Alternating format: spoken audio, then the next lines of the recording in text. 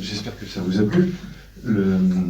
Il y a, je trouve, une vertu à ce documentaire et puis un gros défaut. Enfin, un gros défaut, je ne vais pas vous assommer avec des reproches si ça vous a beaucoup plu.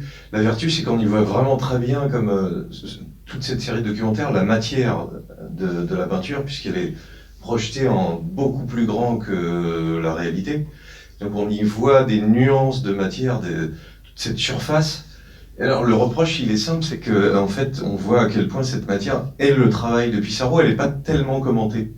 Je sais pas si vous le voyez, je vais le montrer avec des images de Monet, par exemple. La touche chez Monet est très très importante, et là, on a une touche qui est presque brouillée à un moment donné. Et vous avez vu qu'à différentes époques de sa carrière, on le voit quand il montre les derniers tableaux de Rouen, quand c'est tout très clair, comme ça s'est rééclairci. Sa touche est à nouveau différente, il y a une allusion seulement, alors que la touche de Pissarro est continuellement une interrogation, on va regarder en quoi. Et puis il y a un deuxième reproche, entre guillemets, qu'on peut faire à ce documentaire, c'est qu'il y a un élément historique très fort. Pissarro et tout l'impressionnisme accompagnent des changements politiques, vous savez, impressionniste, c'est impression soleil levant, la beauté de la vie, la peinture qui plaît le plus au grand public à toutes les époques, et le 19e siècle réunit quand même des rois, des dictatures, des empires, des républiques, la Commune de Paris, c'est-à-dire quand même des changements politiques extrêmement puissants qui ont l'air de glisser comme s'ils n'avaient pas existé. Et pour Pissarro, ça pose une question beaucoup plus redoutable. C'est tout simplement, c'est juste citer Pissarro est anarchiste. C'est-à-dire, c'est juste citer alors que c'est un élément très important qui peut expliquer pourquoi le rapport au marchand ou le rapport à Monet soit différent en fait. C'est-à-dire, on fait vraiment comme si la conviction politique, elle va l'accompagner. Hein. Il a des amis anarchistes, si vous avez une idée. Tout près d'ici, à Cerny, a vécu Sadi Carnot, qui était président de la République, qui était assassiné par un anarchiste. Et donc, après cet assassinat, on embarque des anarchistes, on les emprisonne, en fait. Et nombre d'entre eux partent en Belgique, par exemple, s'y réfugier. Il va partir au moment de 1870, juste pendant la guerre franco-prussienne. Vous savez que juste après, il y a l'épisode de la Commune de Paris qui est assez important quand même, qui est toujours mis un peu de côté, mais là, on n'en sort rien. Et c'est encore très difficile à trouver dans les livres d'histoire sur l'impressionnisme. Il y a une sorte d'autonomie de l'art qui fait qu'il serait juste de la création pure, pour le plaisir, et comme s'il était coupé de son contexte. Et il me semble que ce qui est intéressant, c'est ça que je voudrais vous montrer, c'est que cette place de l'histoire, le fait que petit à petit, tous ces artistes vivent sur un temps très long, tout en haut à gauche, j'espère que c'est lisible, 1851, Charles-François d'Aubigny. Ça vous permettra de situer, je vais essayer de le dire à chaque fois. Et donc je voudrais essayer d'expliquer, là, ce soir, après le documentaire, comment est-ce que Pissarro est au cœur de l'histoire. Le premier argument qui est très fort, c'est celui de réseauteur. Il va vraiment être celui qui apporte des choses aux autres. Et vous l'avez peut-être vu, c'est assez surprenant, il vient d'une île danoise, et donc il est lui-même arrivé dans un endroit où il n'était pas chez lui, et où il a dû trouver ce réseau, fabriquer ce réseau, être tout le temps quelqu'un qui fait du lien. Si on va vite, si vous vous endormez, vous aurez, en vous réveillant, les informations, il est celui qui va faire peindre en extérieur Cézanne, Gauguin, Van Gogh. Ce qui suffirait déjà à faire une merveilleuse carrière. Il est aussi au sein de cette histoire qui est sur le XXe siècle. Vous voyez, il meurt en 1903 après être né en 1830. Il est celui qui accompagne d'énormes changements esthétiques. C'est-à-dire, il part de cette école de Barbizon, d'Aubigny. J'ai pas mis de Corot, mais et puis on a vu les Millet. C'est-à-dire des peintres qui vont commencer à peindre en extérieur, ne plus peindre en atelier. Et puis Pissarro, je vais y revenir, va accompagner cette sortie en extérieur, cette naissance de l'impressionnisme, va tout laisser tomber pour passer au pointillisme, et puis redécouvrir l'impressionnisme d'une autre façon. Ça par contre c'est très bien expliqué, cette capacité de chercher, de faire de la gravure, de faire de la gouache, de faire du pastel. Quelqu'un qui jusqu'au bout de sa vie va être toujours prolifique. Et c'est ce rapport entre l'histoire générale, l'histoire de l'impressionnisme qui est un peu orientée, et puis sa propre histoire qui me semble intéressante à regarder. Et donc je vais faire des petits points, et puis peut-être, j'espère, vous faire découvrir des artistes que vous ne connaissez pas. La peinture de ces années 1830-1850, c'est de la peinture de paysage qui avant était faite en atelier. À partir de l'école de Barbizon, j'ai choisi surtout Daubigny parce qu'il est très important et qu'on ne le connaît pas tant que ça. On va se mettre à peindre... C'est passé où? On va se mettre à peindre en extérieur. Voilà, ça c'est Daubigny aussi. Et on est dans les années 1860. Si on fait une différence, parce que je ne vais pas redire ce qui s'est dit, mais ces peintres peignent en extérieur à Barbizon, pas loin d'ici. Vous avez l'occasion d'aller voir, moi je suis un local, donc école de Barbizon, aller à Barbizon, il y a un petit musée Gann qui est très sympa. Puis ça fait une sortie pas loin. Hein. Si je le dis de façon un peu rapide, parce que j'essaye de...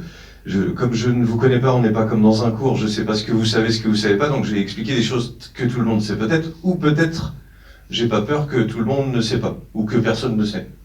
C'est le mieux, ça, c'est de supposer qu'on est tous à égalité. Barbizon n'est pas seulement une nouveauté parce que ces peintres sortent dehors, ils vont être sur le motif, ils vont plutôt faire des dessins et des études, et puis ils vont retourner peindre en atelier. Les impressionnistes font une vraie rupture avec ça en allant peindre totalement dehors, on l'a bien vu avec Pissarro. Ce qui est un peu différent aussi, c'est, pour le dire un peu vite, on n'est pas très loin de l'époque romantique, 1805-10, c'est encore très dramatique la façon de montrer la lumière. C'est très beau d'ailleurs, mais vous voyez, l'ambiance donne quelque chose qui a l'air de se lever, comme une espèce de cadre qui entoure la scène, on ne voit pas tout de suite les personnages, et puis il y a ces effets de lumière qui sont puissants. Daubigny, le printemps, on est dans une différence qui va se retrouver dans l'impressionnisme, mais pas tout à fait chez Pissarro, vous l'avez noté, c'est quelque chose de très particulier à Pissarro, il va mettre des gens dans les peintures. On va voir que chez Monet, il n'y en a pas toujours. Chez lui, il y en aura tout le temps. Et deuxième élément historique et qui va avec ses convictions politiques, c'est des gens qui travaillent. C'est pour ça que je vous parlais de impressionniste des champs ou impressionniste des villes, et puis impressionniste, on pourrait presque dire de gauche, qui vont montrer le travail. Ça a l'air pas commode hein, quand on est dans les champs, c'est quand même un travail de lourdeur. Ouais, quand on se balade dans le paysage à Barbizon chez Daubigny, ça a l'air plus sympa. Ce qui est aussi une façon de se balader dans la nature. Hein, mais les artistes vont choisir des cadres, vont choisir des points de vue, et choisir de mettre des éléments, quelquefois pour donner l'échelle, mais aussi quelquefois pour montrer ce travail. Il n'y a pas tant d'impressionnistes qui vont montrer le travail en train de se faire. Et ce sont que des artistes qui sont justement proches de Pissarro. Il s'appelle Guillaumin, il s'appelle Maximilien Luce, c'est-à-dire des gens qui vont, par exemple, un sujet qui m'intéresse beaucoup, peindre la banlieue. Ils vont montrer les faubourgs de la ville, les usines, les choses qu'on n'avait pas peintes et que l'impressionniste va mettre un peu de côté parce que c'est pas forcément le plus vendeur. Il y a un superbe musée de l'Île-de-France qui est à l'ouest de Paris, et le nom va m'en venir, dans lequel il y a des tas de petits portraits, des tas de paysages de la banlieue. Voilà, encore Daubigny. Vous voyez, on a une représentation qui est plutôt contrastée. J'ai choisi des choses qui montrent que petit à petit, c'est la lumière qui devient le sujet. C'est plus directement le paysage, on ne va pas le reconnaître. On est chez Corot en même temps. Vous avez vu qu'il a une grande importance avec Daubigny pour Pissarro. Ça va être les deux qui vont l'accueillir, qu'il considère comme des maîtres, et que petit à petit, il va ne plus le reconnaître comme des maîtres. C'est-à-dire, il y a des expos, c'est comme ça qu'on grandit. Il est élève d'eux, et puis les expos, quelques années après, il n'est plus du tout élève d'eux. Il se sépare d'eux. Vous voyez, on a une petite lune qui fait partie du sujet, qui se reflète un tout petit peu ici. Si on va vite sur l'explication, ça va de plus en plus être les effets de lumière, la fabrication de l'atmosphère et du climat sur la peinture.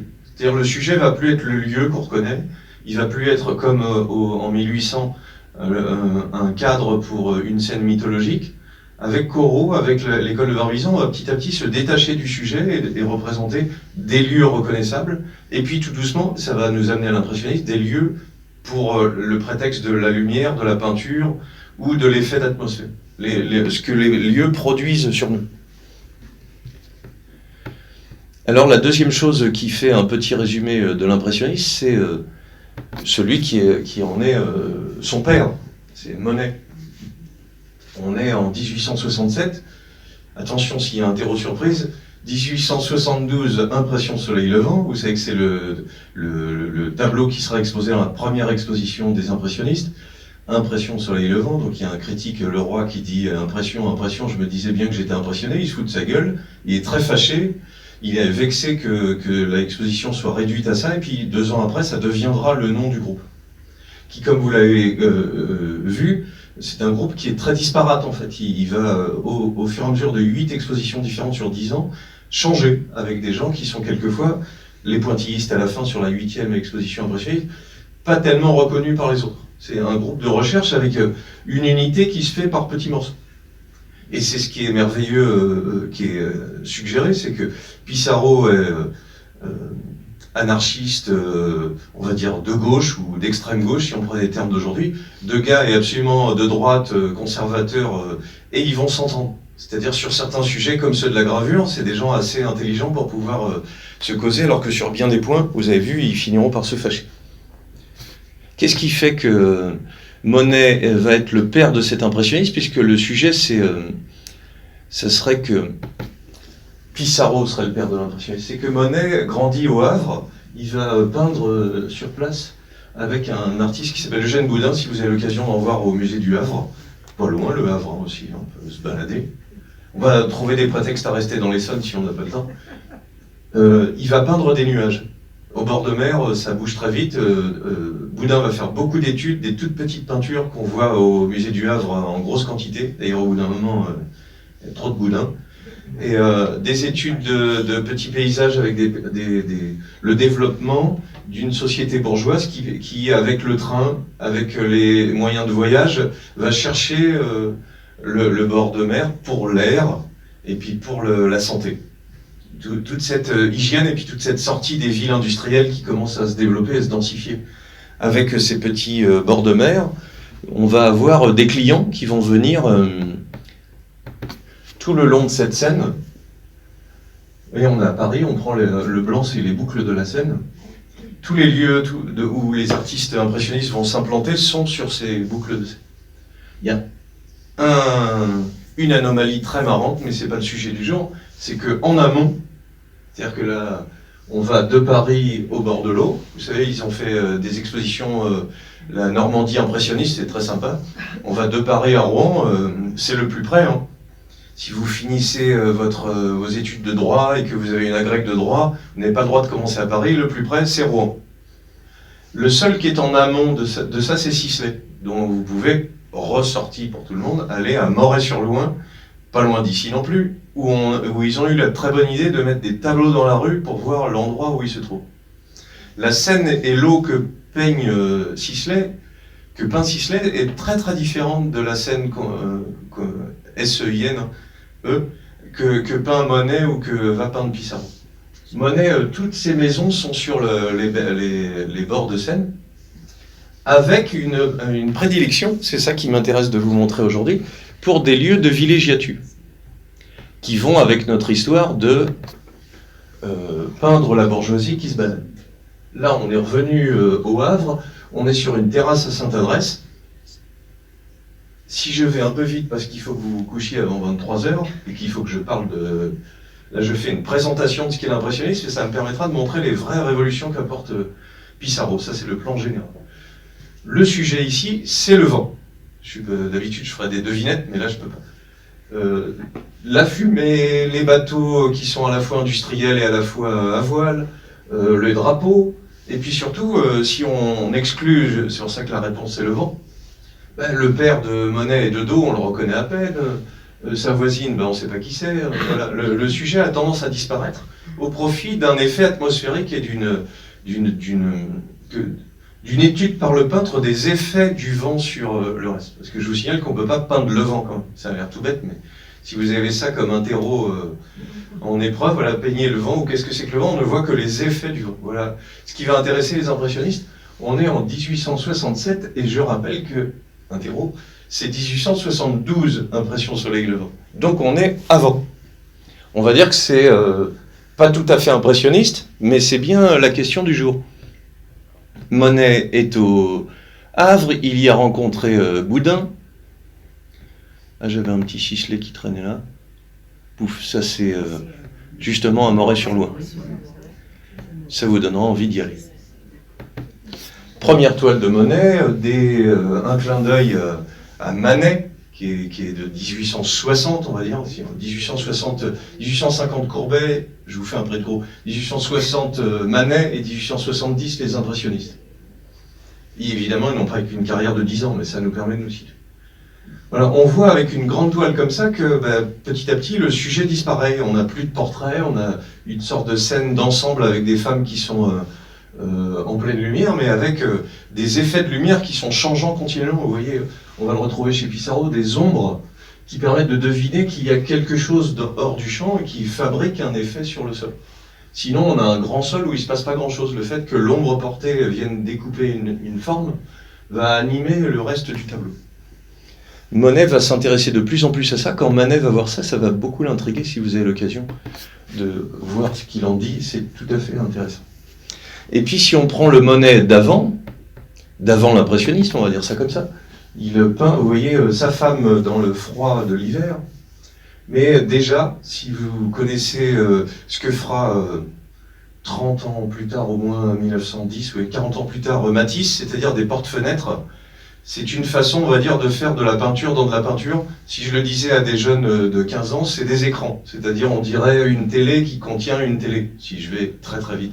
En faisant comme ça, vous allez énormément écraser la surface. On va avoir un cadre dans le cadre qui va montrer que c'est une peinture, qui va de moins en moins faire croire que c'est une fenêtre et qu'on voit au travers d'une fenêtre, mais montrer à la fois qu'on voit une dame dans l'hiver qui nous regarde, avec un paysage de neige derrière, très suggéré, et puis des rideaux, et puis une fenêtre et on est au chaud à l'intérieur, dans une ambiance qui est gris, chaud, on voit le sol même. Mais on est comme dans une boîte en fait. Parce que continuellement, les peintres impressionnistes vont montrer que la peinture est une peinture. La bascule officielle de l'impressionnisme, ce sont ces deux copains, Renoir ici et Monet juste après, qui vont sur une petite île qui s'appelle la Grenouillère, où il y a un pont mobile avec un arbre au milieu. Quand on s'approche un peu du bord, on tombe dans l'eau, où beaucoup de gens vont s'amuser, être des petites taches roses claires qui ressemblent à rien, et où tous les effets du vent et des mouvements de l'eau vont être étudiés.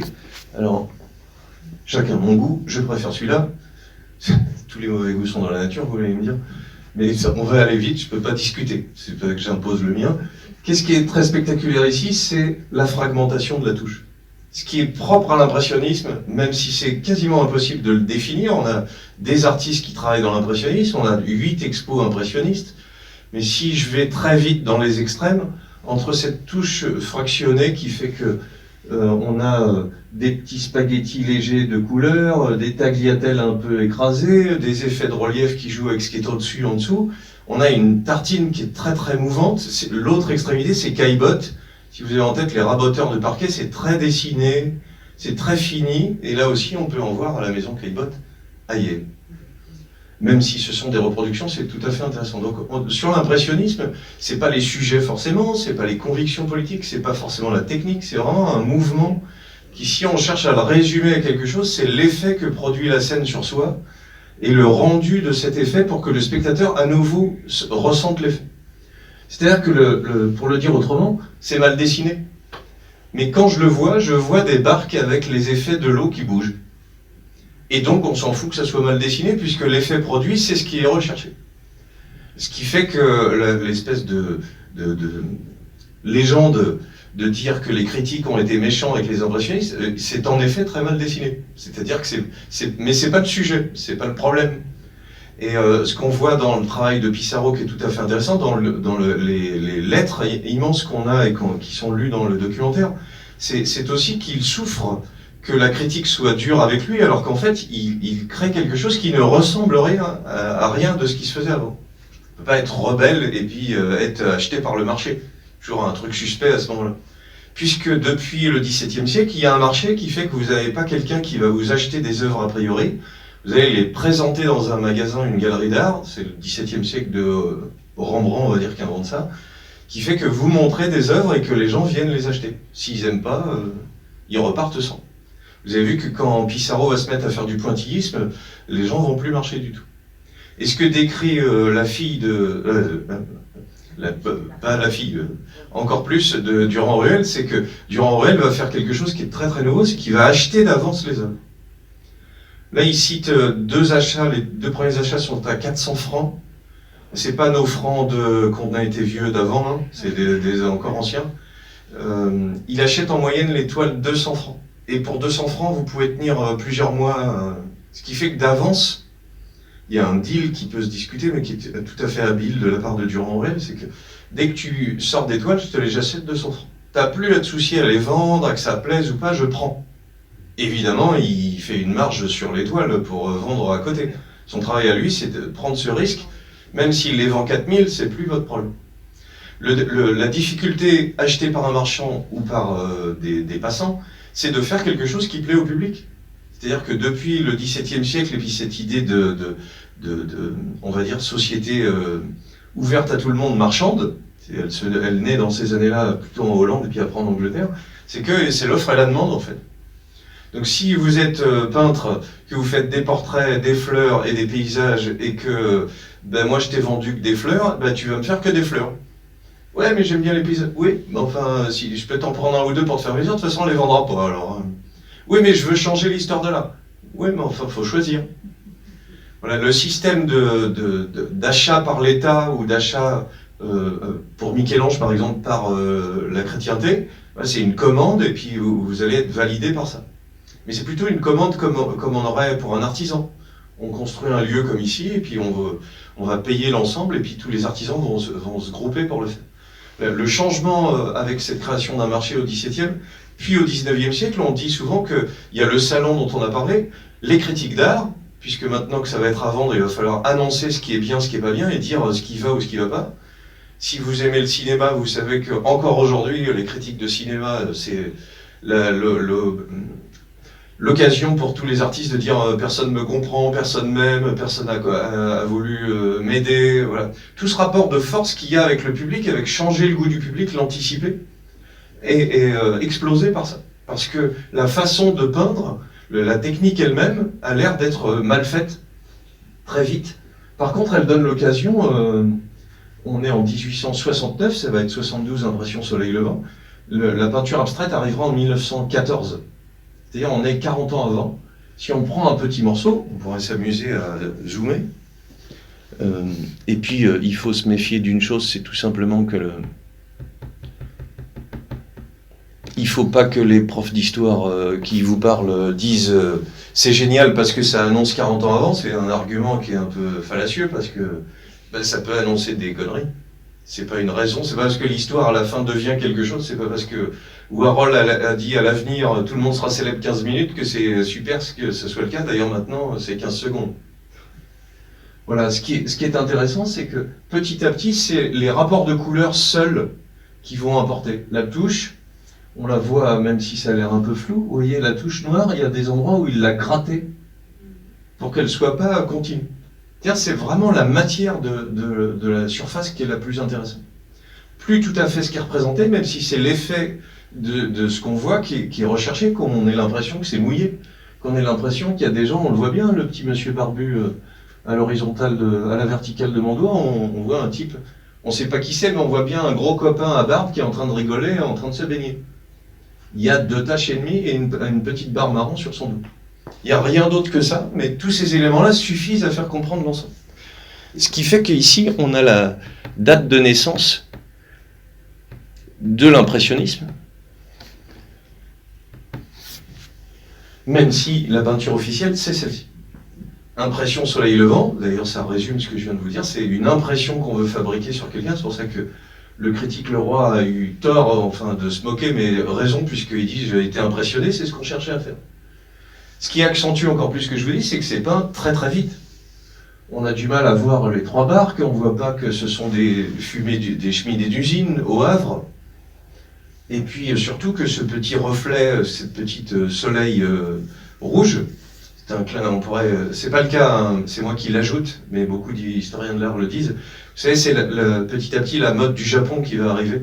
Si vous vous souvenez du drapeau du Japon, c'est quand même un peu dans cet esprit-là, c'est-à-dire quelque chose de très très simplifié. Et si vous avez visité le Giverny de Monet, il y a des tas d'estampes japonaises partout. Par contre, ce petit soleil rouge, vous voyez, il s'est diffracté, il est devenu des touches qui font que c'est dans tous les sens disparu, la forme s'est dissoute. Et sur le bas, si vous avez l'occasion, c'est au musée Marmottan qui a cette toile, elle n'est pas très grande, elle est grande comme ça. Ici, il n'y a presque pas de peinture. Tiens, c'est mal peint. Mais c'est mal peint parce qu'il faut peindre très vite pour essayer d'attraper la sensation qui est devant nous. Le faire le plus vite possible pour toute la première carrière de Monet avant d'arriver à Giverny et de se fixer, c'est de peindre à toute vitesse. Ce qui est une folie, hein. Il suffit de se dire je vais peindre des vagues, elle est partie. C'est impossible d'avoir une peinture qui soit instantanée parce que le temps de le faire n'est pas celui de l'impression qu'on a sur nous. Donc il va falloir trouver des ruses pour que cette impression nous touche. Et puis surtout, le changement, et on va le voir chez Pissarro, c'est que les paysages qui étaient des grands paysages extérieurs avec Daubigny et l'école de Barbizon, maintenant ça va devenir des petits jardinets. C'est-à-dire, avant on avait une ligne d'horizon, des arbres au premier plan, et puis des choses à voir au loin, vous avez une sorte d'ampleur. Là on a un petit jardin coquet chez soi, c'est-à-dire, en un sens, si vous ne faites pas attention, vous dites c'est de la nature les deux, mais en fait c'est plus du tout la même nature. C'est un petit morceau restreint qui fait que l'école de Barbizon ne va pas aimer particulièrement cet impressionnisme. Quand Monet va se fâcher avec Durand-Ruel et va chercher une autre galerie, il va retourner voir des galéristes qui vendaient de l'école de Barbizon, ils vont se moquer de lui, ils vont dire c'est n'importe quoi l'impressionnisme. C'est-à-dire que, je voulais expliquer par là, la façon de peindre, la vitesse, la technique qui est utilisée, le dessin qui est flottant, tout ça pour créer des effets est totalement différent de ce qu'il y avait avant. Mais le sujet, la façon de montrer, le cadrage et les sujets choisis vont être tout à fait différents. On a à peu près situé le problème. Le monsieur Durand-Ruel dont on a dit l'importance, dans un très vilain portrait de Renoir, mais ça, vous avez le droit de ne pas être d'accord avec mon... Exposition d'impressionnistes, tirons-nous en courant. Voilà, c'est pas la peine. Les caricaturistes, puisque j'ai dit qu'il y avait un nouveau métier, celui de critique d'art, celui de galériste, mais aussi les journalistes, c'est-à-dire le 19e siècle, c'est l'invention de l'opinion publique, qu'on va retrouver un peu partout. Et puis le Nadar qui va exposer les expositions impressionnistes, la première, est aussi, avant d'être un photographe célèbre, un merveilleux caricaturiste. Dernière chose... la 8e exposition, on y verra Seurat, Signac, et Pissarro sera le seul qui va faire les 8. Seurat, Signac, on va avoir du pointillisme à revendre. Pour finir ma présentation de l'impressionnisme, je vais vous montrer des artistes pas connus. Et juste avant, oui, on va regarder des artistes pas connus d'abord. Piet, qui meurt très jeune, ami de Pissarro, ils sont amis très intimes. Il meurt à 38-36 ans. Vous voyez, alors moi c'est l'occasion de montrer de la peinture, et puis on voit autre chose que ce qu'on voit habituellement. Il va faire partie de ce qu'on va appeler l'école de Pontoise, c'est-à-dire Pissarro n'a pas d'argent, il va partir plus loin que les autres, et il va aller dans une des boucles de la Seine où il n'y a pas trop de bourgeois, parce qu'en fait il n'y a pas trop de moyens de faire du canotage. Donc il va habiter pas très loin d'Auvers, mais il ne veut pas habiter à Auvers, parce qu'à Auvers, il y a Daubigny. Donc tout son travail, il est toujours, je dis, quelle place il a dans l'histoire, il fait toujours attention à ce qui se passe autour et comment ça va pouvoir être montré. Il va s'installer à Pontoise, ça coûte moins cher, il n'a vraiment pas d'argent tout le long de sa vie, mais vraiment pas d'argent. Et donc il va inviter des amis à venir habiter chez lui et peindre avec lui. C'est le cas de Piet, qui lui a un peu d'argent. Est-ce que ça c'est impressionniste ? C'est compliqué de vous répondre. Je préfère que vous ne me posiez pas la question. C'est la meilleure façon, c'est de se la poser tout seul.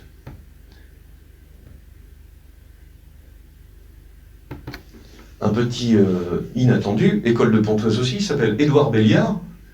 C'est inattendu parce que il a exposé dans les 2 premières expositions impressionnistes, et après il a arrêté la peinture. Et qu'est-ce qu'il a fait, ce brave monsieur? Il est devenu maire d'Étampes. C'est des choses qui arrivent aux autres. Et au musée d'Étampes, qui est un peu fermé pour on ne sait pas combien de temps, si vous avez l'occasion d'y aller, ça coûte 1 euro l'entrée, il y a cette toile. C'est-à-dire on a des vues de Pontoise en hiver faites par Édouard Belliard. Tout ça pour dire que vous et moi, on ne connaît pas beaucoup de trucs, parce que comme dirait mon prof, avec ce que j'ignore, on fait des bibliothèques entières, mais on peut se régaler à regarder des artistes pas connus et s'amuser à... Enfin, pourquoi Belliard n'est pas connu? Il n'a pas eu une carrière immense. Enfin, c'est très beau, et puis c'est très efficace. Et puis, on aurait changé le nom et on dirait que c'est Pissarro. Moi, je vous aurais dit que c'était pareil. C'est pour dire que l'expertise, c'est une quête continuelle. Et puis, un petit dernier, pas connu non plus, il s'appelle Guillaumin. Lui va être aussi ami avec Pissarro, et puis il va être proche des milieux anarchistes. Et c'était à Épinay-sur-Orge qu'il a peint ça. Parce qu'on est en proche banlieue, ou lointaine banlieue. Je ne sais pas si vous réalisez quelque chose de drôle, hein. Bernardin de Saint-Pierre, qui est, on va dire, admirateur de Jean-Jacques Rousseau. Je remonte dans le temps, c'est celui qui écrit Paul et Virginie, c'est-à-dire une vie de rêve sortie de la ville, sortie de la société, de la civilisation. Et donc Bernardin de Saint-Pierre rêve de vivre dans une sorte d'îlot de nature isolé. Il construit une maison à Corbeil. C'est la fin du 18e, ça paraît un peu lointain pour nous, mais c'est pas très loin. Et même si vous trouvez qu'on urbanise beaucoup, ce qui est vrai, on est en lointaine banlieue, il y a quand même des endroits encore où c'est un peu perdu. En Essonne. C'est comme ça que M. Monet viendra à Mangeron faire des peintures. Et puis, ça va me permettre de parler de Pissarro aussi, c'est que celui-ci s'appelle Sargent, il s'écrit Sargent, c'est un peintre américain. Le Petit Palais, depuis quelques années, expose des artistes, des post-impressionnistes, c'est-à-dire quand les impressionnistes vont inventer leur peinture dans 1872, on va dire jusqu'en 1880, c'est très très célèbre, des artistes américains vont venir apprendre. Et puis, on va pas se donner des coups de pied dans les fesses, mais on va pas non plus faire les Français qui s'adorent. Les riches américains vont venir comprendre beaucoup plus tôt que tout le monde que c'est très bien et en acheter plein. Parce que Caillebotte, qui est riche, fait un leg au Louvre, il a des toiles classiques, et puis il s'amuse à mettre des impressionnistes dedans, ça ne sera pas exposé pendant très très longtemps. Si vous avez l'occasion de vous balader dans le Louvre, il y a une petite pièce dans laquelle il y a de la peinture impressionniste de grande qualité qui n'est pas au musée d'Orsay. Ces artistes-là viennent, c'est Marie Cassatt qui est américaine qui va en emmener là-bas, ils viennent apprendre l'impressionnisme. Et là, c'est Monet en train de peindre, mais peint par cet artiste américain Sargent, qui est un extraordinaire peintre, soit dit en passant. C'est peint en même pas 1 heure, ce genre de truc, c'est un virtuose complètement fou. C'est un peu comme le Boldini, le peintre italien qui est exposé en ce moment au Petit Palais, merci. Si vous avez l'occasion, allez au Petit Palais. Et si vous n'avez pas l'occasion, allez à Ferrare, qui est une très belle ville d'Italie, dans laquelle il y a son musée. Parce qu'on y mange très bien. On n'est pas obligé d'aller à Morsan tout le temps. C'est vrai. Qu'est-ce que Monet a peint qui fait la différence avec Pissarro? Parce que vous allez me dire, on est venu voir Pissarro, puis ils n'arrêtent pas de pas parler de Pissarro. Je voulais situer comment l'impressionnisme se développait, à partir de quoi il arrivait par rapport à Barbizon, à partir de quoi les sujets étaient changés.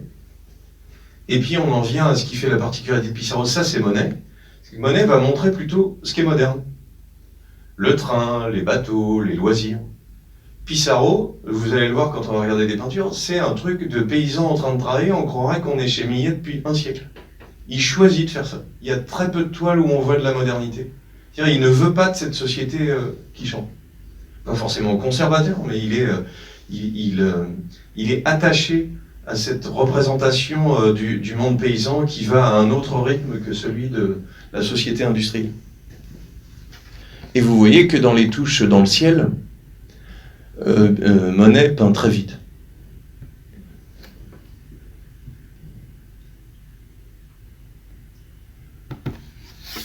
Et Monet va s'intéresser aux objets industriels le plus possible, et aux effets que ça produit sur nous. On a à ses débuts des atmosphères de neige, des atmosphères de givre à Véteuil quand il s'installe là-bas. Et puis il suffit de se balader dans Paris pour voir que des effets atmosphériques, on peut en trouver un peu partout. Renoir décrit que Monet est assez gonflé, il se pointe dans la gare Saint-Lazare. On a toujours la même toiture, hein. Ce qui fascine les étrangers du monde entier, c'est que Paris, c'est une ville du 19e, on dirait qu'elle va bouger. C'est aussi son défaut, en un sens, hein, parce qu'elle peut construire des choses, à mon avis, là vous ne serez pas d'accord, mais moi je trouve que le centre Pompidou, dans une ville du 19e, c'est justement marrant par effet de contraste, mais enfin tout le monde n'est pas d'accord, et normalement ça finit en pugilat. Même chose avec l'Institut du monde arabe, voilà, quand on a une ville avec un contexte avec beaucoup de choses anciennes, c'est assez beau cet effet de contraste. Voilà, on a Monet qui vient s'installer au cœur de la gare Saint-Lazare pour peindre ces trains, cette vie qui change, qui fait que dans vos livres d'histoire, quand vous étiez en première, il y a la modernité, et avec l'idéologie qui va avec, c'est-à-dire faire du nouveau, c'est bien. Et je vous signale que notre petite crise écologique dont on vous parle tout le temps, c'est la sortie de ça. C'est-à-dire qu'on est en 1850, vous savez, j'écris tout doucement une histoire de l'Essonne, il n'y en a pas. Le changement au 19e siècle, c'est le train. C'est-à-dire que j'ai fait plein de visites avec des gens, on a été commenter les paysages. On est en Haute-Chamarande avec le guide forestier, je dis, le paysage qui est devant nous, est-ce qu'il a changé depuis la préhistoire? Il n'a pas changé. Le seul truc qui a changé, c'est 1850, le train arrive. Ça va faire plus de monde, ça va faire plus de maisons, ça va être Dourdan, c'est pareil. Mais surtout, ça va aussi changer notre rapport au temps, à la vitesse, on peut aller à plein d'endroits. On peut partir en vacances ce soir, on y sera demain, ou on y sera dans une heure. Et surtout, une sorte de fascination qu'on retrouve dans les images de « si c'est nouveau, c'est bien ». Ce qui est tout à fait discutable, en fait, en vrai. C'est pas parce que c'est nouveau que c'est bien, mais vous voyez, c'est une sorte d'idéologie à laquelle on s'est habitué. C'est pour ça que j'insiste en faisant le lien avec l'écologie, c'est que on est en train de sortir de ça. C'est-à-dire, on est en train de se rendre compte que peut-être s'il n'y a pas de progrès, c'est pas grave, en fait. Mais on est tellement attachés, on a tellement tous grandi dans cette idée-là que le Concorde, c'est quand même génial, et que voilà, techniquement, on peut faire des trucs, alors qu'en fait, on peut techniquement faire moins, et trouver d'autres façons de le faire. Et on a une grande résistance à ça parce qu'on a grandi dans cette idée-là qui vient de cette période-là. C'est-à-dire, on nous dit que tout ce qui est nouveau, c'est chouette. Pour que vous réalisiez le pointillisme, c'est quand même ça. Donc effectivement, c'est un peu spécial. Hein. Je vais y revenir. Le copain Maximilien Luce, qui fera du pointillisme aussi un peintre remarquablement intéressant. On reparlera du pointillisme si on a 2 secondes. J'ai montré à Armand Guillaumin, en voilà un petit autre, c'est quand même très beau. D'une peinture pas si connue, c'est au musée d'Orsay, ça. Ah non, elle est dans un musée en Israël, j'ai jamais vu celui-là. Pour finir, qu'est-ce que Monet fait de nouveau? Il va commencer, et là c'est la vraie modernité de Monet. Après 1872, Impression soleil levant, on l'a dit, hein, tout le monde a bien retenu, j'espère. Ça doit être un anniversaire si on est en 2022, je compte pas vite moi. Il va commencer à peindre des séries. Ça, si on va vite, ce qui est moderne et qui va amener vers l'art plus contemporain, c'est de faire des séries. C'est-à-dire ce n'est plus la peinture elle-même qui vaut pour le sujet. D'ailleurs, le sujet a presque disparu. Hein. Une meule de foin, c'est quand même pas... c'était assez anonyme. L'effet de lumière sur la meule de foin. Et surtout, l'effet de lumière comparé à un autre effet de lumière. C'est-à-dire que l'œuvre ne vaut pas... Le travail sur le sujet n'est plus très important, c'est l'effet sur le spectateur qui est important, mais c'est aussi la série elle-même. Dans une série, il y a 1, puis 2, puis 3, et c'est le fait de les voir ensemble qui est important. Moi, mon record, c'est de voir 3 à 4 meules de foin en même temps. Si vous voyez des expositions, elles sont nombreuses, il faut y aller absolument, parce que les voir ensemble est très intéressant. Et puis on a beaucoup valorisé les meules de foin parce que c'est en 1890 qu'ils commencent à le faire, mais la série de 91 qui est tout à fait passionnante, c'est les peupliers. Parce que c'est encore plus compliqué la façon dont ils tournent autour du motif. Repeuplier. C'est pas des êtres, puisque vous savez qu'on dit un seul être vous manque et tout est dépeuplié. Merci les enfants de m'encourager. Le Monet de la fin, c'est celui qui va s'installer dès 1883. Il achète une maison au lieu de courir à toute vitesse. Il va se mettre à peindre des motifs, mais je finis comme un punk. il faut se rappeler que Monet va peindre l'ouverture de plus en plus grande. On dit souvent que, au lieu, vous savez, les paysages, on voit la ligne d'horizon et puis on voit le ciel. Là, il a disparu. Là, il plonge au-dessus de l'eau. Donc la représentation de l'espace a changé déjà. C'est-à-dire qu'on est immergé dedans. Mais ce qui est le plus punk, c'est le Monet de 1920. Quand je montre ça, tout le monde perd une oreille. Voilà, c'est quand même, au bout d'un moment, la peinture abstraite est là. Elle a été inventée dans les années 1914. Et c'est un Monet qui est un vieux monsieur, hein, qui aura les honneurs nationaux. Et on imagine souvent, parce qu'on fait de l'histoire de l'art coupé par morceaux, mais quand Monet meurt, Picasso a 48 ans. C'est-à-dire qu'il y a une transition. Ça montre à quel point Picasso est un artiste du 19e siècle. Vous voyez, on a une matière et une peinture qui est très très puissante. J'ai tout situé. Maintenant, on va comprendre. Ah, ça, c'est un petit portrait de Pissarro qui a fait son copain Piette, qui est mort à 38 ans. Un très beau petit pastel. Et puis, j'ai oublié de vous dire qu'il y a un petit musée Pissarro à Pontoise. C'est pas dans l'Essonne, mais on peut quand même sortir un peu.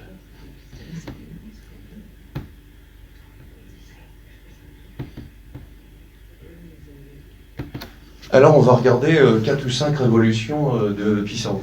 La première chose qu'on a découverte, c'est qu'il est au Venezuela. Déjà, il vient d'une île danoise.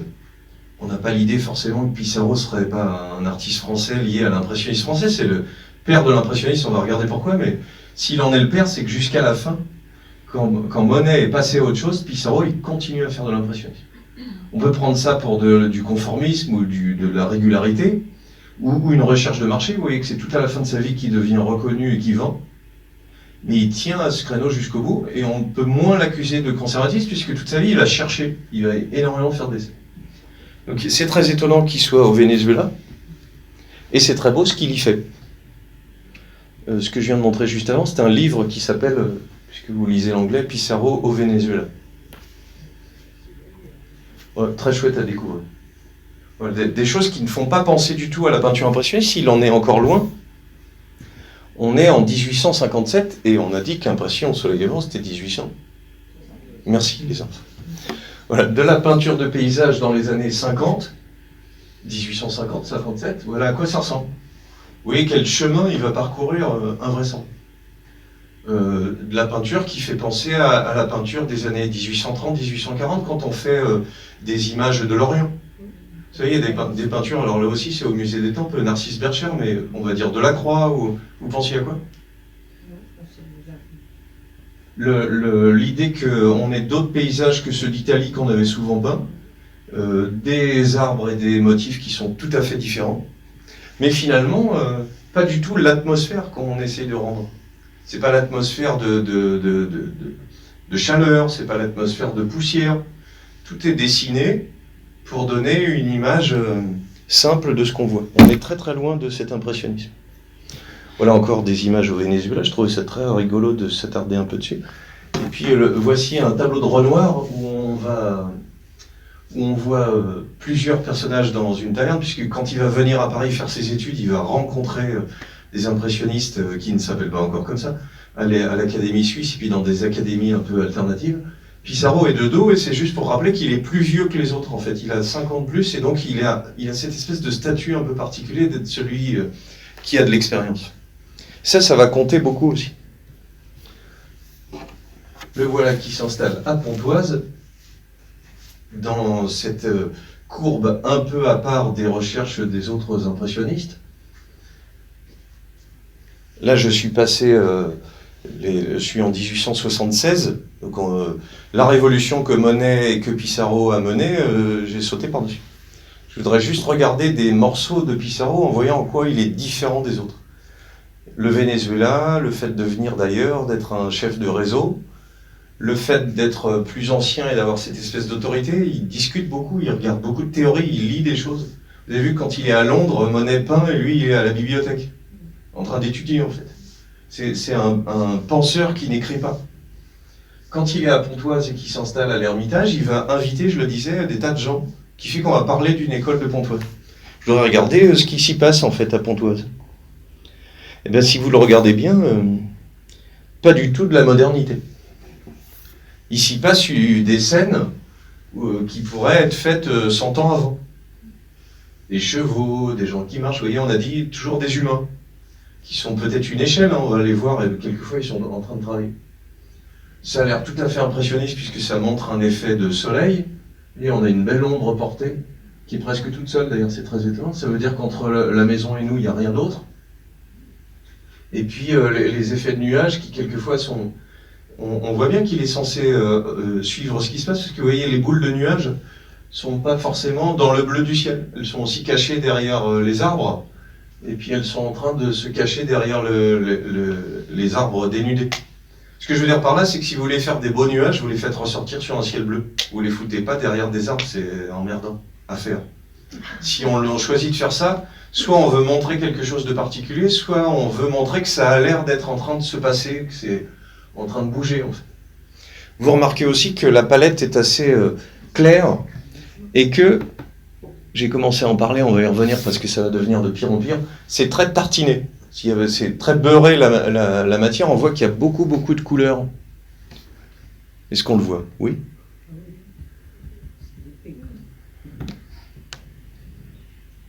Vous avez compris que ça aussi c'est quelque chose qui est assez connu, que en effet les peintures sont dans des tubes et que c'est plus facile de se balader, d'aller en extérieur à partir du moment où on n'a pas à broyer ses couleurs sur une table et puis à les mettre dans une petite poche de porc avec une ficelle. Donc en effet, quand on invente les tubes de peinture, c'est plus facile de pouvoir les balader un peu partout. Mais il y a une difficulté de la peinture à l'huile, c'est que ça sèche pas et donc ça sèche pas vite. On ajoute quelque chose dedans pour l'aider à sécher. Mais donc, assez vite, si vous n'avez jamais fait de peinture, vous avez peut-être cette idée en tête, et si vous en avez jamais fait, ça vous arrivera quand vous en ferez, je vous le souhaite, ça devient une tartinade dégueulasse. C'est-à-dire que comme tout est frais, si on va pas un peu par méthode en prenant un morceau, en attendant que ça sèche, ou en disant je fais un morceau et puis pas un autre morceau, au bout d'un moment, c'est horrible. L'aquarelle, ça sèche assez vite, relativement, c'est de l'eau avec une gomme arabique, et puis quand l'eau s'évapore, ça durcit. L'acrylique, ça n'existe pas dans ces années-là, c'est 1950, mais ça sèche très vite, donc tu mets une touche d'acrylique, par exemple. Si vous n'avez jamais fait de peinture, je vous explique vite fait. Vous prenez un pinceau avec du jaune, vous faites un trait de jaune. Vous laissez sécher, à l'aquarelle par exemple. Et puis quand c'est sec, vous prenez un trait de bleu, vous le croisez. À l'endroit où ça se croise, ça fait vert, parce que ça n'a pas bavé. Parce que la gomme qui est dans la peinture a bien maintenu le jaune dessus. Si vous prenez des petits ronds de peinture pour les enfants, ou si vous prenez de l'encre, vous faites un trait de jaune, vous attendez que ça sèche, vous faites un trait de bleu, ça bave, ça fait n'importe quoi. Il n'y a pas assez de matière qui va agréger le pigment dessus. La peinture à l'huile, le rapport avec ma petite comparaison, c'est que comme tout est frais, que ça met une peinture à l'huile, quand c'est en épaisseur, ça met 1 an à sécher. C'est-à-dire c'est vraiment très long. Donc il faut réfléchir, vous allez me dire pourquoi on s'est torturé de cette façon-là. Ça a un éclat et une puissance lumineuse très forte que je pourrais expliquer si on avait le temps, parce que l'huile qui est dedans le fait plus briller si je vais très vite. Et la peinture à l'eau, quand l'eau a disparu, c'est moins brillant, c'est un peu plus mat. Mais la contrainte, c'est qu'il faut atteindre énormément. Je vous rappelle qu'ils veulent peindre à toute vitesse. Donc l'enjeu enfin la tentation de tartinage bouillabaisse, et encore je reste poli, est importante et encore plus chez Pissarro. Un exemple immédiatement. C'est-à-dire que si j'ai un peu la dent dure, on ne sait pas si c'est sa palette raclée ou si c'est sa peinture. C'est horrible, de matière. Alors, ce qui fait que c'est ça qui est intéressant, c'est que la matière est très grosse, on dirait une omelette norvégienne, vous voyez à peu près. C'est-à-dire, le ciel est un peu plus lissé, et donc on voit bien qu'il y a une différence entre... Ce qui est un indice qu'il maîtrise son sujet. Le ciel, il est un peu comme si on avait tartiné des biscottes en douceur, alors qu'au milieu, c'est très très grumeleux. Ce qui veut dire qu'il fait exprès qu'il y ait quelque chose de grumeleux à un endroit et pas à d'autres. Il choisit, on va dire, son écriture. Il y a des écritures différentes dans la façon de mettre la peinture. On est très loin de ce que fait Monet, qui a plutôt des virgules un peu comme Zorro. Vous voyez, il fait des choses très très enlevées. J'ai parlé de spaghetti ou de tagliatelle. Là, on est plutôt dans l'omelette. Par contre, à l'intérieur de ces grumeaux, il y a du dessin quand même. C'est-à-dire le simple fait que cet arbre noir avec la couleur ressorte, il est en plein milieu. Il faut, pour ça, ça vous n'avez pas besoin d'avoir fait de peinture pour savoir que si le blanc est frais, si on met du noir dessus, ça sera jamais noir, ça va se maculer, ça va se mélanger, ça va faire du cacaboudin. Il faut donc qu'il attende que ça sèche pour faire ça. Ce qui fait qu'il le peint évidemment sur le vif, mais en plusieurs fois. C'est-à-dire que sa façon de peindre, elle donne l'impression de quelque chose de spontané, alors que c'est assez construit. Il ne peut pas peindre de cette façon-là épaisse sans le travailler. Il me semble que c'est ce qui manquait un peu dans le documentaire, c'est-à-dire qu'on voit tellement cette matière en très très gros plan, encore mieux que les images que j'ai, qu'on aura envie qu'il nous explique comment a évolué sa peinture et quels outils il utilise. Et alors, je vais plus loin et je finis sur celui-là, on est en 1877. C'est que je prendrai le problème à l'envers. On ne voit pas quel est le sujet. S'il voulait montrer la maison d'en haut, ben, elle est un peu cachée par tout le bas. Alors elle est peut-être sur le haut du coteau et il voulait montrer tous les jardins paysans. Vous voyez, on n'est plus du tout dans du paysage façon Barbizon avec des grandes immensités et puis des effets d'atmosphère. Il veut montrer les jardins sur le premier plan, tout cet ensemble d'arbres et puis les maisons qui apparaissent par endroits. Mais il veut aussi ne pas les montrer directement. Il n'a pas pris la maison et puis il l'a mise en plein milieu, avec un petit cadre de choses qui seraient autour. Il y a toujours quelque chose qui vient troubler la vision. Et en fait, c'est un peu le sujet de Pissarro, justement. Pontoise, 1871, vous voyez toujours ce jeu d'ombre qui fait un lien, c'est tout à fait étonnant. Hein, si on pense au peuplier de Monet, il les prend de plein face, là il se met sur le côté, et cette ambiance très très paysanne, très coupée de tout.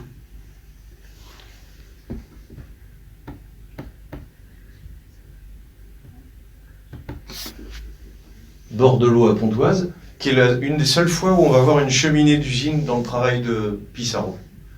Cette société industrielle qu'il n'aime pas, elle apparaît assez peu dans son travail. Et vous voyez, j'étais dans ma tartinade juste avant, et là je suis revenu un peu en arrière parce que ça s'est mélangé, les photos. On a un traitement de l'image, de la peinture qui est beaucoup plus fluide, c'est moins épais, c'est moins gratté, c'est moins retravaillé. On a un ciel qui est très enlevé, avec beaucoup de légèreté, très peu de matière, et puis des contrastes qui sont assez forts, et avec cette touche fractionnée qu'on avait vue chez Monet. On est en 72, c'est le plein morceau de impressionnisme. Et voilà le Pissarro qui est le plus connu, c'est celui qui s'intéresse aux effets d'atmosphère, qui montre à chaque fois, vous voyez, des gens qui travaillent. C'est pas du tout la peinture de Monet. Et ça s'appelle gelée blanche, c'est-à-dire on voit l'ambiance de froid. Mais le plus étonnant, ce sont les ombres portées de bleu, des arbres qui ne sont pas dans l'image et qui se projettent sur le ciel.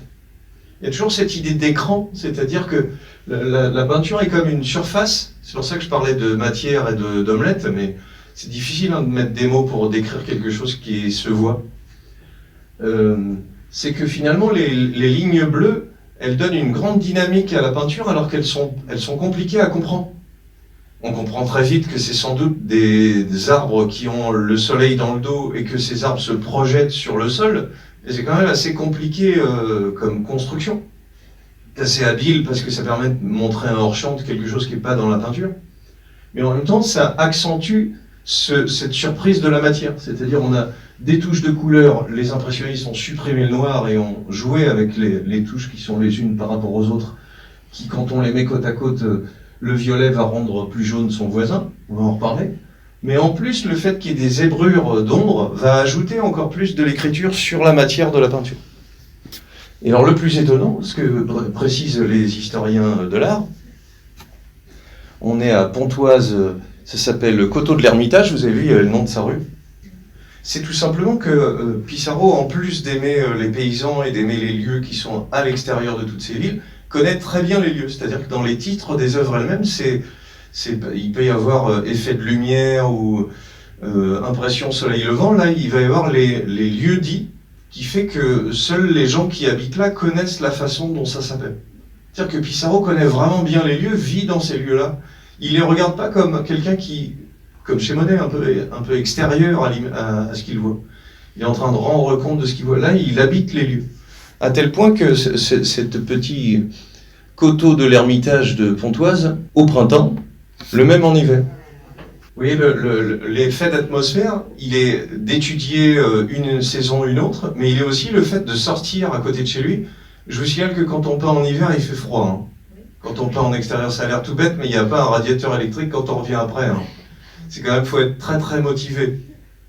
Je fais une comparaison tout à fait inattendue, mais c'est comme on considère, ça doit être votre cas, c'est pas grave, les gens qui peignent sur les trains ou qui peignent sur les autoroutes avec des bombes comme des vandales.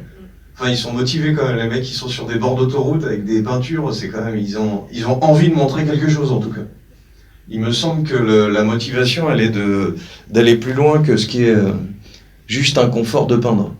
Et ce qui est intéressant chez Pissarro, c'est qu'on va trouver, alors que majoritairement il montre des images d'un paysage, d'une campagne ancienne, de temps en temps des éléments de construction nouveaux.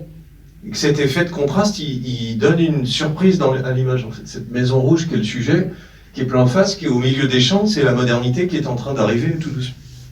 Ce qui fait que l'histoire qu'accompagne Pissarro, c'est-à-dire d'être étranger, arriver dans un pays, faire du réseau, organiser toutes ces expos impressionnistes, les soutenir, accueillir des gens à Pontoise avec lui, elle est aussi au cœur de son travail, c'est-à-dire qu'il montre un paysage d'une France qui n'a pas bougé, alors qu'elle est en train de bouger de part et d'autre. Et quelquefois, on voit que la tension de quelque chose qui est en train de se transformer rentre dans sa peinture. Alors la dernière, un des gros éléments de réseau, c'est qu'il, vous l'avez compris, invite à Pontoise des artistes à travailler avec lui. Et alors, il a 3 mérites, je vous ai dit, vous avez déjà la solution. Mais le premier, c'est de supporter Cézanne. Quand ils disent gentiment, ces lettres sont remplies de mots crus il est ingérable, Cézanne. Il s'est frité avec tout le monde, il s'est disputé avec tout le monde.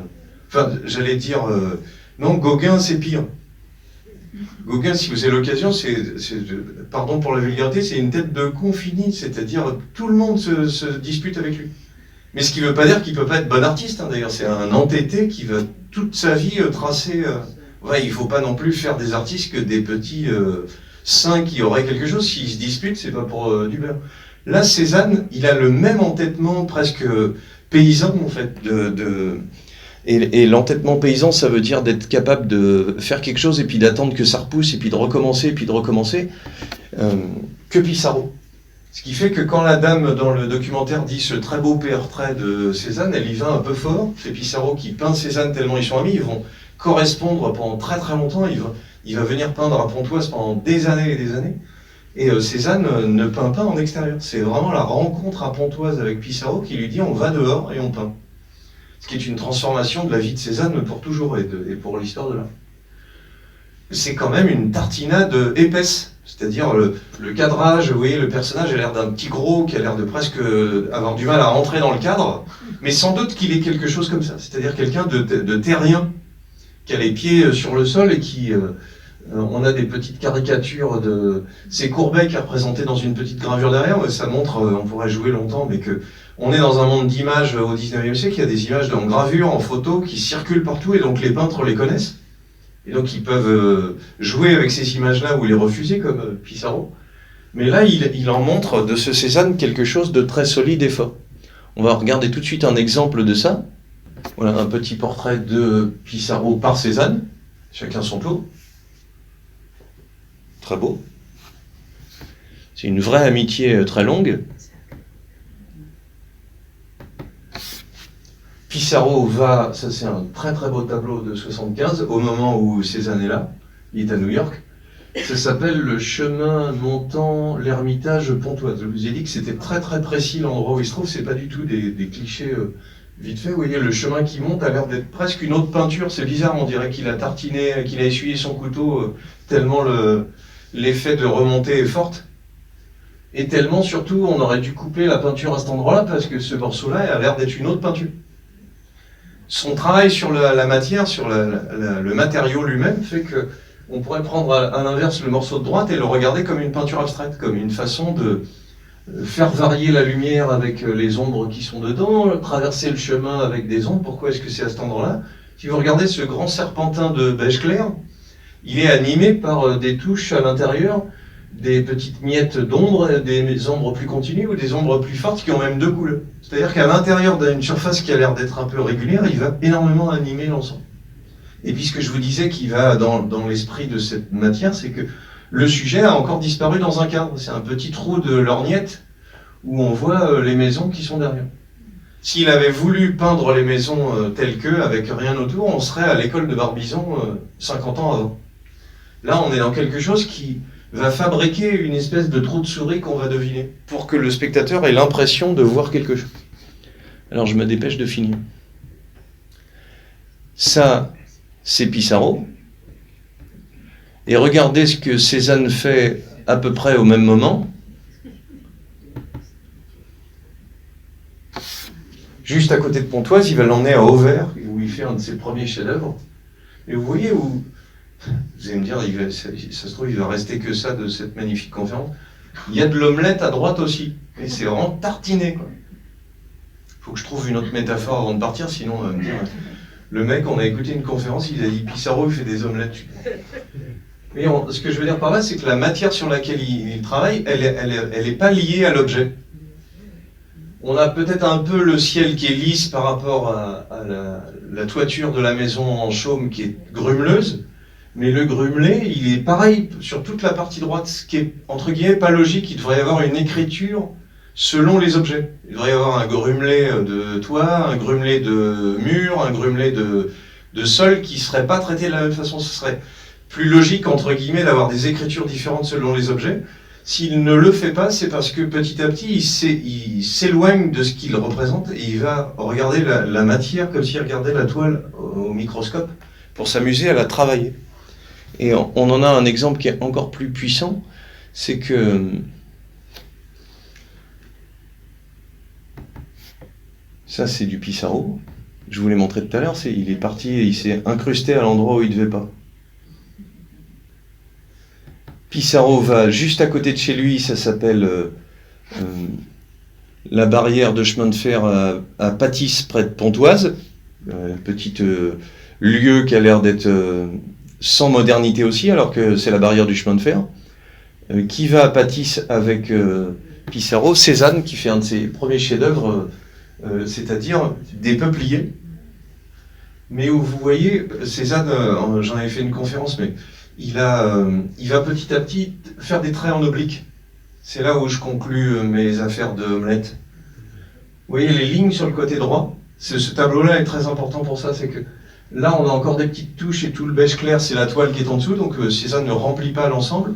Mais petit à petit, il va commencer à faire des obliques en se moquant de ce que ça représente. Il fait des obliques systématiquement, que ce soit un nez, des yeux, une chaussure, le ciel. Il fait des obliques. Qu'est-ce que ça change? Ça change que petit à petit, on va voir de plus en plus les obliques et de moins en moins ce qui est représenté. Et pour aller vite, ça va inventer la peinture abstraite. Mais pour aller vraiment très vite, parce qu'il est 23h. Ça se fait à Pontoise en côtoyant Pissarro. Alors, comme il est 23h12, des conclusions rapides.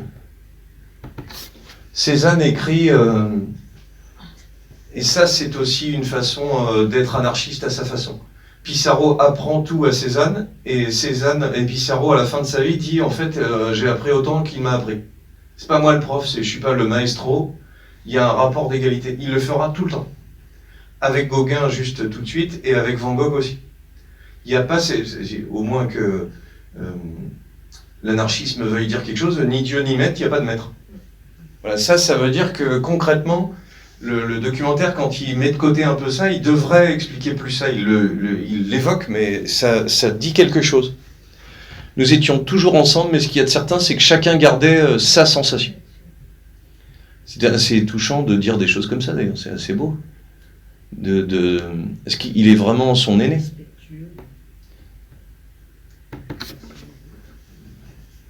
Pissarro va montrer des paysans tout le temps. Il va montrer des choses. Là, on est en 78. Chemin montant vers les Grouettes. Alors, c'est pour ça que je vous dis, on reconnaît exactement tous les lieux. C'est évoqué sur cette petite charcutière où on dit bien qu'on connaît le sujet, mais en fait, ça devient presque une scène de genre. Voilà, la conversation. Il a l'air de presque pas être impressionniste quand il fait des choses comme ça. de regarder les corps des gens qui travaillent, la façon dont ils se positionnent, dont ils se tiennent. Pas du tout ce qu'il y aurait chez Monet, mais pas du tout, du tout. Et très étonnamment, parce que j'ai dit que Pissarro était plutôt à gauche et je vous ai dit que Caillebotte était plutôt à droite, Caillebotte, il peint des raboteurs. C'est-à-dire des gens qui taffent et raboter, je ne sais pas si vous avez déjà même poncé un truc grand comme ça, déjà c'est fatigant. Là, on les voit torse nu, vu du dessus, tout le monde visualise. Hein. Montrer le travail, c'est un truc incroyable. C'est pas un sujet, c'est une façon de regarder les impressionnistes autrement en regardant qu'est-ce qu'ils regardent. Alors, les deux choses qui sont incroyables. Gauguin vient travailler chez Pissarro. Il est encore banquier et il veut apprendre à peindre. Et là, on a Pissarro dessiné par Gauguin et Gauguin dessiné par Pissarro sur la même feuille. Il vient à Pontoise, ils vont s'estimer, il va lui apprendre beaucoup et Gauguin va s'en aller vers les marquises. La toile que peint Gauguin à Pontoise, c'est celle-ci. Et on pense en effet que déjà la tartinade a été exportée, c'est-à-dire il a montré sa façon de travailler. Oui, on ne sait plus très bien ce qu'on doit regarder. Un pan de maison, un bout de cheminée, on a comme des indices en fait qui dans cet amas de peinture de couleurs qui est pas trop sale justement, alors que c'est de la peinture à l'huile, c'est peint très vite. On a des éléments qui font que le spectateur va petit à petit se repérer. Et sans doute que c'est Pissarro qui est en train de peindre au premier plan, sous son ombrelle. Voilà, en tant que réseauteur, Pissarro va apporter beaucoup. Il va aussi apporter beaucoup par ses lettres, en fait. Voilà. 83, c'est une lettre de Gauguin. On a beaucoup. Vous avez vu, il y a la collection entière de ces classeurs. Deuxième raison incroyable. Troisième raison, le post-impressionniste, c'est-à-dire le mélange des couleurs qui fait qu'on va comprendre qu'il y a 3 couleurs primaires, rouge, jaune, bleu. Attention, il n'y aura pas un terreau, ça va trop vite. 2 couleurs secondaires, vert, orange, violet. Et qu'on peut, en mélangeant une couleur et sa complémentaire, faire assombrir une couleur. Alors, leçon gratuite de peinture. Vous n'avez pas payé, je vous l'offre. Quelle que soit la technique que vous employez, il ne faut jamais mettre de noir. Le noir, c'est une couleur. Si vous voulez foncer une couleur, vous mettez la complémentaire. Si vous faites du feutre, de l'aquarelle, n'importe quoi, ça marche très bien. Donc, surprise, pour foncer du vert, on met du rouge, ça marche dans les deux sens. Pour foncer du rouge, on met du vert. Et étonnamment, pour foncer du violet, on met du jaune. C'est complètement fou, mais ça marche très bien. Et puis, si vous connaissez ça et que vous voulez un deuxième conseil beauté, ce que découvrent les Chevreul qui fait cette loi des contrastes simultanés, c'est qu'une couleur et sa complémentaire se foncent quand on les mélange, je viens de le dire. Par contre, elles se valorisent quand elles sont côte à côte. C'est-à-dire, tu es un peu rougeau, tu portes pas de vert, s'il te plaît. Sinon, ça va accentuer ta rougeur. Donc ça, pourquoi Chevreul découvre ça? Parce qu'on voulait peindre et teindre des fils plus forts, et en fait, on s'est rendu compte que ce qui est à côté va jouer. Cette théorie-là va beaucoup nourrir, non pas les impressionnistes, mais les post-impressionnistes. Pissarro en lit plein. Alors vous allez voir, c'est le plus spectaculaire de ma démonstration, ça tombe bien, il est minuit. Pissarro commence à peindre en pointilliste. C'est-à-dire, alors qu'il est connu, reconnu, il change complètement de support et il se remet en cause. Et il colle justement à l'histoire, c'est-à-dire, on peut dire peut-être c'est pas ce qu'il veut, il change, mais enfin, il est expérimentateur et c'est sans doute aussi ce qui empêche de voir une carrière globale. Donc les petites touches de peinture, si je mets un vert à côté d'un bleu ou un bleu à côté d'un jaune, j'ai mis du temps à comprendre l'intérêt, parce qu'on se dit, les gars, c'est des pointillistes, ça doit être très chiant à faire, ce qui est vrai. Et puis ça doit être très long, vous avez compris que ça va calmer la carrière de Pissarro, ça lui prend tellement de temps que petit à petit il va arrêter. Il le fait quand même presque 10 ans. Et je comprenais pas pourquoi, parce que tout le monde vous dit toujours, c'est le post-impressionniste, donc c'est encore mieux. Ça n'a aucun intérêt, je vois pas. Et en fait, j'arrive à vous le résumer après avoir mis 30 ans à comprendre, c'est que si tu as une touche de bleu à côté d'une touche de jaune, et que de loin ça fait vert, tu fais le vert dans le cerveau de celui qui regarde. C'est-à-dire que tu feras un vert plus puissant que n'importe quel vert de l'univers sur la toile. Et c'est cette idée de continuer l'effet sur celui qui regarde qui est important. C'est-à-dire qu'avant, j'ai impression soleil levant, on dirait que le soleil se lève.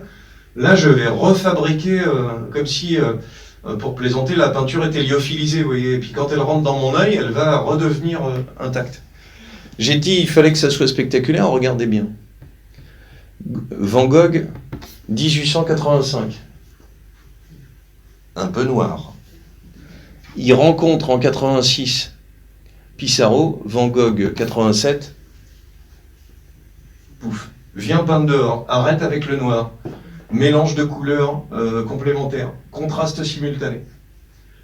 Pissarro est un passeur parce qu'il invite des tas de gens, il fait du réseau, mais il est très important dans la façon dont l'impressionnisme se diffuse. Quand on dit qu'il est le père de l'impressionnisme, c'est pas seulement parce qu'il va le faire très très longtemps, c'est parce qu'il va instiller vers des nouvelles Cézanne, Gauguin, Van Gogh, ça fait quand même un tiercé un peu important.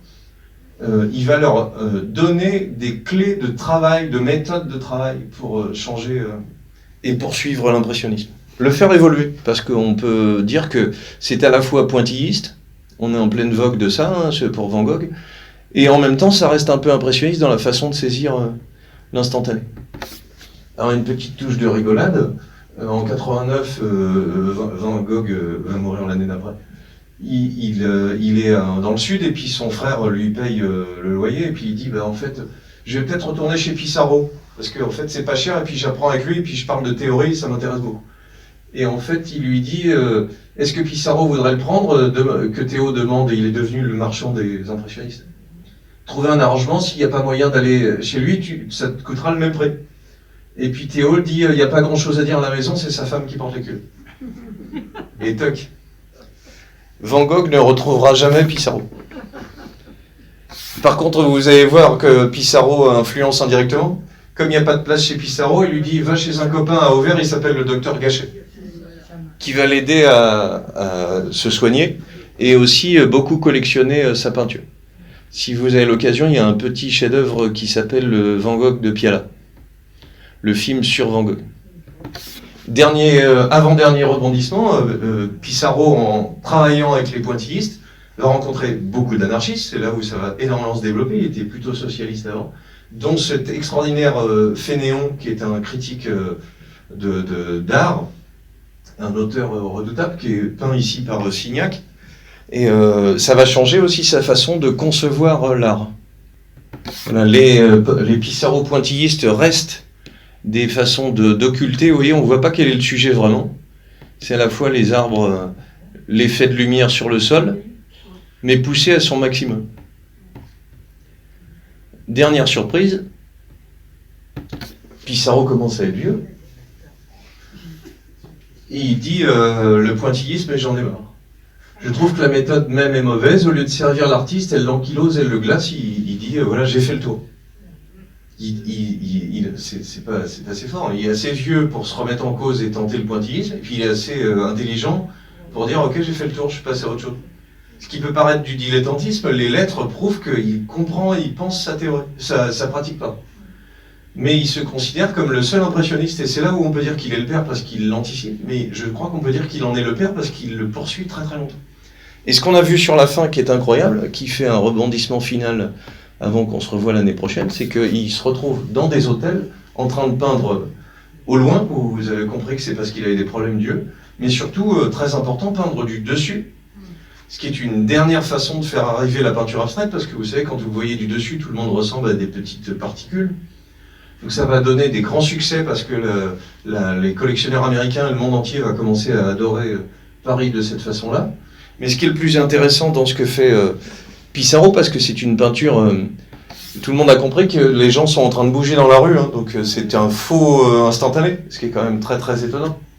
C'est presque étonnant comment tout est presque trop bien rangé, pour que ça donne une impression, ça a l'air un peu figé celle-ci de peinture, ce qui va faire une série de 5 ou 6 du boulevard Montmartre. Là on est matin effet brumeux. Là, on est printemps, où à la limite, c'est plus intéressant tout cet effet de jeu d'ombre sur le sol. La touche est plus libre, elle est plus variée, et c'est pour ça que ce Pissarro et sa touche sont très très intéressants à suivre. Ici, boulevard de Montmartre,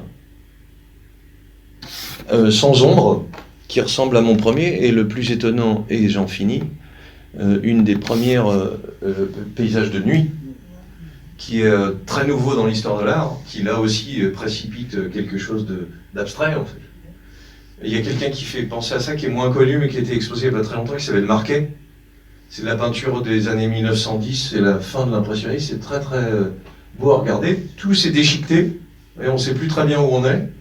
L'horizon, les points, on ne sait pas si c'est la toile qui n'est pas remplie ou si c'est les effets de lampes, de phares. Je vous rappelle qu'il peint chez lui à la lumière électrique, et je ne sais pas si vous le réalisez, mais la lumière électrique c'est théorique pour peindre, ça change la couleur.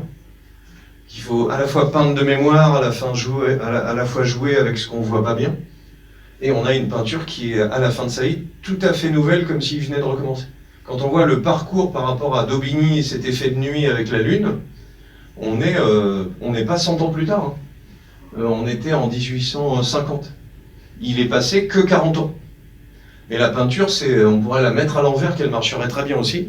Je fais ça régulièrement, ça fait bizarre à tout le monde, mais pof, pof.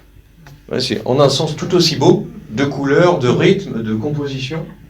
On a perdu le sujet, on est entré dans la modernité, c'est-à-dire que quelque chose, c'est la façon dont c'est peint qui va être tout aussi important que le sujet. Je vous remercie.